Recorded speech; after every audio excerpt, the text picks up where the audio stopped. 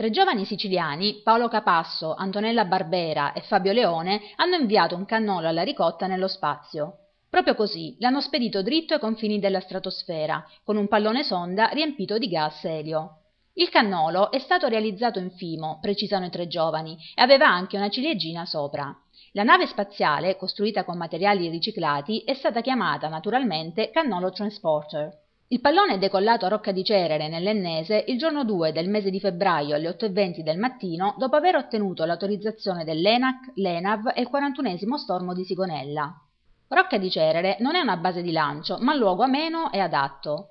La Cannolo Transporter ha raggiunto la quota di 30.000 metri, poi è esplosa a causa dell'assenza di pressione atmosferica, consentendo, scrivono Paolo Capasso, Antonella La Barbera e Fabio Leone, all'astronave di planare grazie a un paracadute in contrada Bonpietro, nelle montagne dell'entroterra siciliano.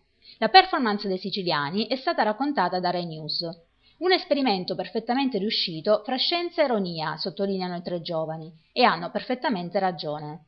L'impresa, infatti, oltre che inviare un pallone sonda nella stratosfera e sperimentare con successo la loro abilità, sdogana il cannolo da un pregiudizio in cui le vicende politiche siciliane l'avevano relegato. Una guantiera di cannoli, infatti, era arrivata a Palazzo d'Orléans dopo la condanna in primo grado subita dal presidente della regione pro tempore Totò Cuffaro. Nell'intenzione di chi l'aveva richiesta e all'insaputa di Cuffaro si sarebbe dovuto festeggiare lo scampato pericolo, la soluzione di un reato più pesante. A causa di questo episodio, il cannolo, incolpevole, è diventato così simbolo di una Sicilia da dimenticare. Il suo lancio nello spazio ha fatto giustizia.